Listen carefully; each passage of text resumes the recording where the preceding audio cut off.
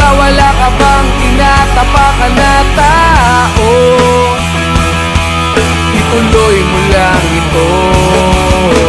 Ang mahalaga, ikaw ay masaya. Huwag mong intindihin ang sasabihin ng iba.